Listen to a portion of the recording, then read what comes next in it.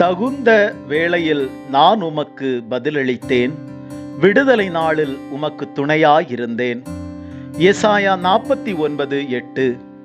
இறையேசுவில் பிரியமான அன்பு சகோதர சகோதரிகளே, கடவுள் நமது வாழ்வில் எப்போதும் உடனிருந்து கொண்டிருக்கின்றார். அவர் நமக்காக எப்பொழுதும் காத்திருக்கின்றார். தகுந்த வேளையில் நமக்கு என்ன செய்ய வேண்டும் என்று கடவுளுக்கு தெரியும். நாம் செய்ய வேண்டியதெல்லாம் இன்றைய நற்செய்தியில் கூறியதை போன்று நம் விருப்பத்தை நாடாமல் கடவுளின் விருப்பத்தையே நாட வேண்டும் என்பதுதான். இவ்வாறு நாம் செயல்படுகின்ற போது கடவுளுடைய வல்ல செயல்கள் நமது வாழ்க்கையில் எப்போதும் நடந்தேறும். ஆக கடவுள் நம்மோடு இருக்கும்படி நாம் மன்றாடுவோம். இன்றைய நற்செய்தி வாசகத்தில் இயேசு கூறியதை போன்று என் தந்தை இன்றும் செயலாற்றுகின்றார், நானும் செயலாற்றுகின்றேன் என்பதை தியானிப்போம்.